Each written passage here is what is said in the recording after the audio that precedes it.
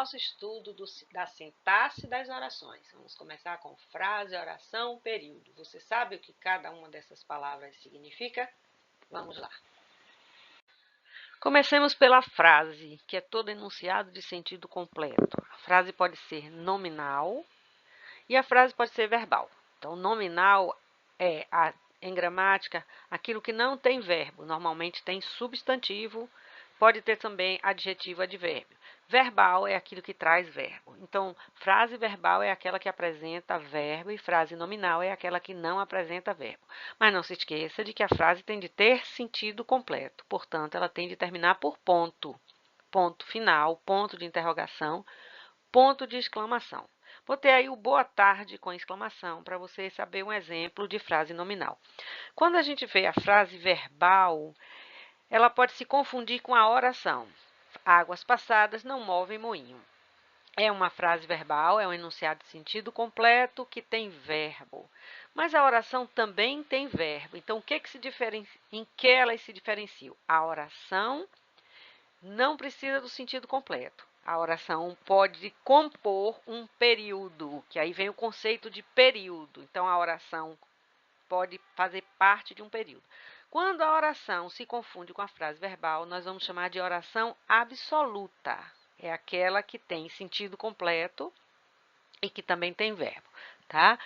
Já o período vai ser o enunciado de sentido completo, como a frase, mas ele, diferentemente da frase, que pode ser verbal ou nominal, o período tem que ter verbo. E o período traz oração ou orações. Então, ele traz de uma a N orações. O período vai se chamar simples, quando ele tem uma oração, e ele vai se chamar composto, quando ele tem duas ou mais orações. O que caracteriza a oração? A presença do verbo ou da locução verbal. Não se esqueça de que a locução verbal é contada como um verbo, tá? Então, o período vai ter uma oração. De grão em grão, a galinha enche o papo. O verbo encher faz com que nós tenhamos aí um período simples, que se confunde também.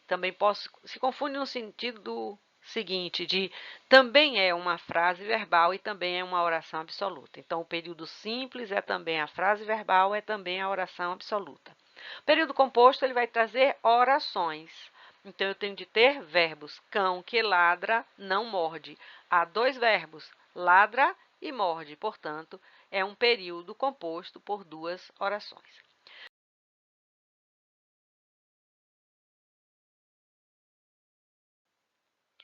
A oração traz termos essenciais, termos integrantes e termos acessórios. Nós pegamos a oração inicialmente e dividimos em duas partes. São os termos essenciais, sujeito e predicado. Dentro destes termos essenciais aparecem os demais termos. Os integrantes, os complementos verbais, objeto direto, objeto indireto, o complemento nominal, o agente da passiva. E os termos acessórios, o adjunto adnominal, o adjunto adverbial, o aposto. A parte de todos eles, independente de todos eles, existe o chamado vocativo, que é o termo independente da oração. Vamos observar. A pressa é a inimiga da perfeição, águas passadas não movem moinho. No primeiro caso, nós temos um verbo, no segundo caso, nós temos um verbo. Então, nós precisamos dividir essas duas orações em dois termos, os essenciais. Ora, como é que nós vamos fazer essa divisão? Nós vamos primeiro identificar o sujeito, perguntando ao verbo, quem é que fez isso? Depois que eu retirar o sujeito, tudo que sobra é predicado, e estes são os dois termos essenciais da oração, certo? Então, vejamos. A pressa é inimiga da perfeição. Quem é que? Pode ser quem é que ou que é que. Quem é que é inimiga da perfeição? Você diz a pressa. Tirou o sujeito, todo o restante é o predicado. Quem é que não move moinhos? Moinho, águas passadas. Então, águas passadas não movem moinho. Daqui a gente já pode tirar a definição de sujeito, que é: sujeito é o termo com o qual o verbo concorda, esse é um critério sintático, e sujeito é o termo acerca do qual, sobre o qual se declara alguma coisa. Então, nós estamos declarando alguma coisa das águas passadas e nós estamos declarando alguma coisa da pressa. Portanto, retirado o sujeito, tudo que sobra é predicado, e estes são os nossos dois termos da oração. Observemos agora. De novo, para você não se esquecer, é o termo que representa o ser sobre o qual se diz alguma coisa. Quem é que recebia os raios do sol? A pequena flor. Quem é que vive no interior? Meus primos. Do outro lado, predicado é o termo que contém o verbo e representa aquilo que se diz do sujeito. Não se esqueça do critério sintático, que é sujeito é o termo com o qual o verbo concorda, porque isso gera a concordância verbal, tá? Ora, em que posições, melhor dizendo, eu posso colocar o sujeito? Ele pode vir em qualquer lugar da oração. A gente chama de ordem direta quando há uma sequência natural. Sujeito, verbo, complementos e assim sucessivamente. Se o sujeito vem antes do verbo, na ordem direta, nós temos lá, o mundo apresenta falhas na distribuição dos seus benefícios. Quem é que apresenta falha? O mundo. Mas o sujeito pode vir posposto ao verbo e teremos a ordem indireta ou inversa.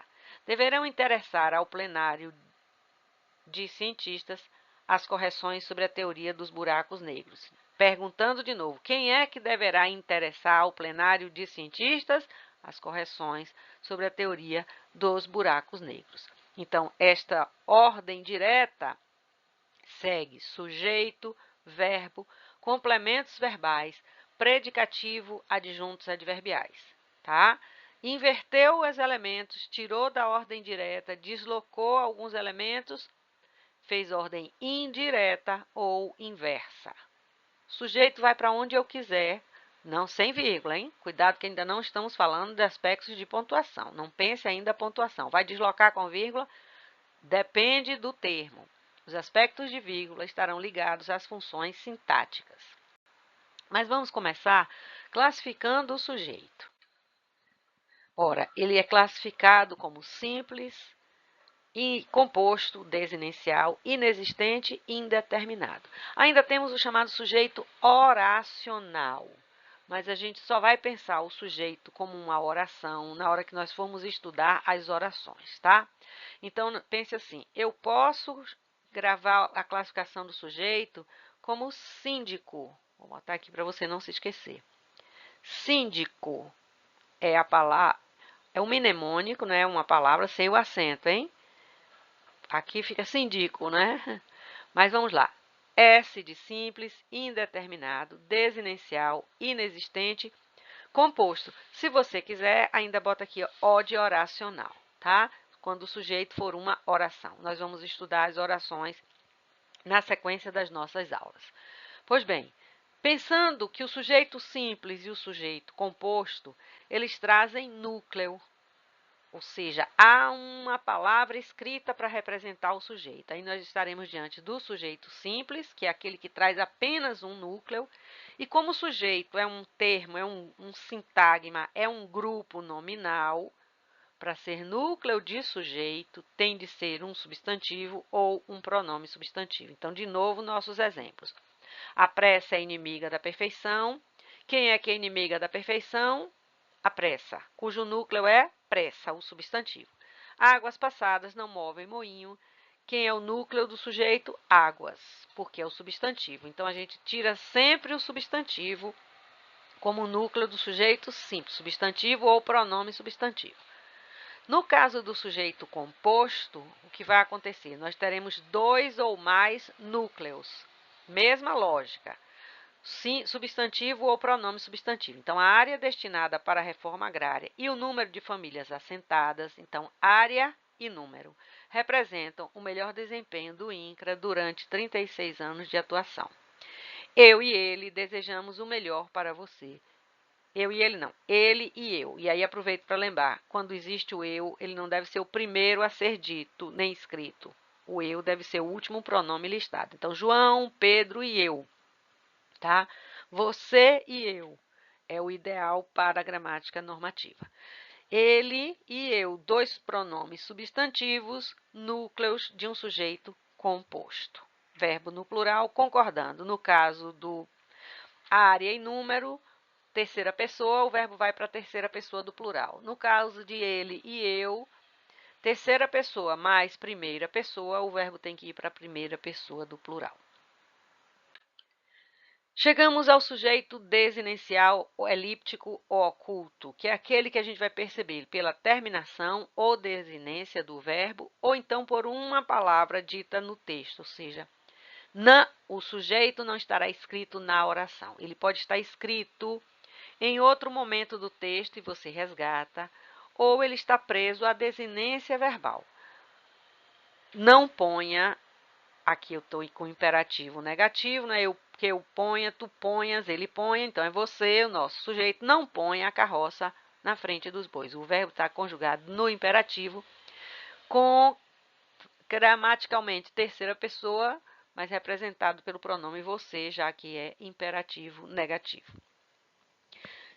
Posso também trazer, não se esqueça, em outro momento do texto. Aí, quando o verbo está na terceira pessoa, pode ser que a informação esteja em outra oração, mas nunca, se o sujeito é desinencial, elíptico ou oculto, ele nunca estará escrito na oração. Já o inexistente, ele traz um sujeito impessoal, ou um verbo impessoal, melhor. Trata-se de um verbo impessoal, por isso o verbo permanecerá normalmente na terceira pessoa do singular. Por que eu disse normalmente? Porque nós vamos ver o caso do verbo ser, que poderá fazer plural nesta situação. Eles são verbos que não respondem àquela nossa clássica pergunta, quem é que fez isso? Tá? Então, ele aparece normalmente nas seguintes situações. Quais são elas? Primeiro, o verbo haver no sentido de existir, de acontecer. Então, havia pessoas descontentes. Veja que não se faz plural. Por que não se faz plural? Porque não tem sujeito para o verbo concordar, né? As pessoas dizem, verbo haver no sentido de existir não faz plural. Gravam e se esquecem de gravar que ele não faz plural porque ele não aceita que exista sujeito para ele. Então, neste momento, o verbo não admite sujeito. Se houver o verbo existir, existiam aí pessoas descontentes com a situação, passará a ser o nosso sujeito simples, tá? Segunda situação. Verbo fazer, verbo haver e verbo estar, dando tempo ou temperatura. Então, faz um calor terrível aqui, faz 3 meses que não o vejo. Veja que é faz 3 meses, sujeito está inexistente. Quando você vai para a segunda oração, ó, vejo tem sujeito elíptico eu, não é isso? Mesma coisa no próximo exemplo. Há meses não o vejo. Vejo tem sujeito elíptico eu, mas há meses, verbo haver, dando tempo passado, sujeito inexistente. Terceiro caso, com verbos clássicos de fenômenos da natureza, obviamente expressando o fenômeno. Então, escureceu cedo hoje, choveu muito nas cidades litorâneas. Já no quarto caso, o que a gente vai ter? O verbo ser, estabelecendo para a gente data, hora, período do dia. E aqui é que vem a exceção à regra. O verbo ser concorda com o numeral, mas este numeral não representa o sujeito. Então, não se esqueça. Já são 10 horas da manhã. O verbo concorda com 10 horas, mas para este verbo não há sujeito. O sujeito é inexistente. Ora, chegamos ao sujeito indeterminado que é estabelecido em 3 situações. Primeira delas, com o verbo na terceira pessoa do plural. Qualquer verbo sem qualquer informação acerca do sujeito. Então, olha o que o menino diz. Roubaram giz, professora. Quem roubou, a gente não sabe. Quando ela diz escreva na lousa, o sujeito é desinicial. Então, a gente tem que olhar sempre, não se esqueça, oração por oração. Cada uma das orações de um período, cada uma delas terá sujeito e predicado. Observe a diferença. Se eu digo armazenaram a comida em um depósito na escola, eu não sei quem armazenou, não é isso? Não há nenhuma informação. O verbo está na terceira pessoa do plural, não há informação acerca do sujeito, o sujeito é indeterminado. Entretanto, se eu deixo uma situação anterior e está estabelecido, ó, os alunos fizeram a campanha de doação de alimentos. Vem uma nova oração em um novo período, não importa, mas eu resgato os alunos. Então, armazenaram a comida em um depósito na escola. Você, na oração que está em verde, você resgata a informação, os alunos. Isso vai fazer com que o sujeito seja desinencial. Então, é indeterminado se eu não consigo resgatar a informação dentro do texto. é desinencial ou elíptico, e aí frisando terceira pessoa do plural, se há com possibilidade de resgatar essa informação. Então, temos duas orações aí. Na primeira oração, os alunos é o sujeito simples de fizeram.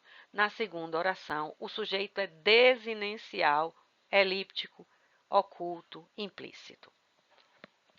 O segundo caso terá um verbo no infinitivo não flexionado. Então, respeitar os direitos civis é importante para o aperfeiçoamento do processo democrático. Olhando a oração, respeitar os direitos civis.